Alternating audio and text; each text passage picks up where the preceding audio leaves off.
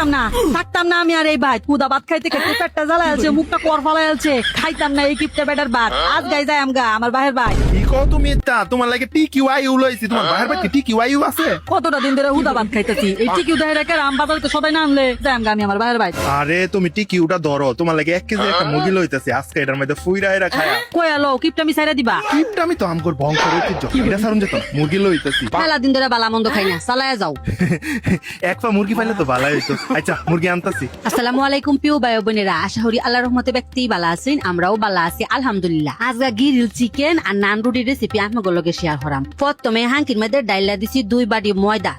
ময়দা লগে পরিমাণ মতো লবণ 1 চামচের লসুন ইস্ট আর একটু হানি সয়াবিন তেল গুঁড়া দুধ 2 চামচের লসুন চিনি নান রুটিটা একটু মিডা বিন্ডা না হইলে ভালো লাগে না ওহনে নরমাল ডেলিভারি পানি ঠান্ডা পানি দেহাইরা নরম এক কান কাই গুলালাম গ্রিল চিকেন দেহাইরা নান রুটি খাইতে কিন্তু ব্যাগতে কম বেশ পছন্দ করে একবার যদি বাইত বানানি হিক্কা যায় আর বাজারে তা কিনা খাইতেন না ইনশাল্লাহ কাইডা গুল্লা হাইরা একটু সয়াবিন তেল দেহাইরা এবার বালা হইরা মইতা হাইরা ডাকনা দেহাইরা ডাইকা আধা ঘন্টা লসুন রেস্টে দেহাইরা থুয়ে দেন উর্ফেদা আর একটুখানি তেল মালিশ হইরা দিলাম সুইটি মুরগি কিন্তু সিল্লা বাচ্চা লইছি বালা হইছে এই প্রথম একটা কাম কমায় দিছো মুরগিটা সিল্লা বাচ্চা লইছো মশলা পাতি ঘরে যেটা আছে হেটা দেহাইরা গ্রিল চিকেন বানায়াম হলুদের পাই মইসের পাই দইনার পাই বাজা জিরার পাই গরম মশলার পাই পরিমাণ মতো লবণ কাইলা গুল মইসের পাই টক দই হৌরার তেল আদা বাটা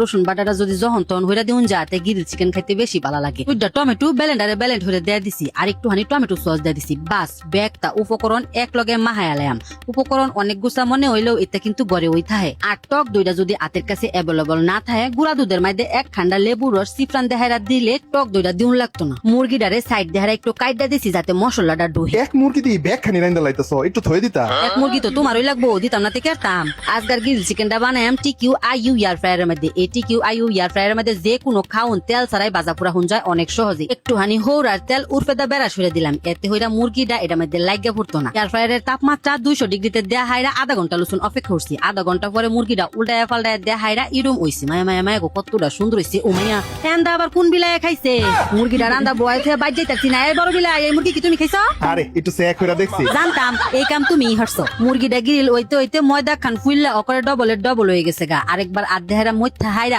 বাগান হইরা একটু মোটা হইরা নান রুটি বানাইলাম উর্ফেদা একটুখানি দইলা তেল দেহাইরা বেলানিটা দিলে নান রুটিটা খাইতে অনেক বেশি মজা লাগে চুলা তার বয়াইতাম না এয়ার ফ্রায়ারে দেয়া দিলাম একটুখানি হৌরার তেল ব্রাশ হইরা দেয়া 180 ডিগ্রিতে 5 মিনিটে লসুন দেয়ার হাম একটু পরে উর্ফেদা একটু বাটার ব্রাশ হইরা দাম এতে হইরা উর্ফেদা একটা সুন্দর কালার আইবো খাইতেও অনেক বেশি মজা লাগবো মাশাআল্লাহ আমরা হোটেল রেস্টুরেন্টে যে নান রুটি গুছা কিনা খাই এর চাইতে এই রুটিটা ভালো হইছে না আমরাই কুয়ে যাইছে মনেও আমার হাতের মধ্যে জাদু আছে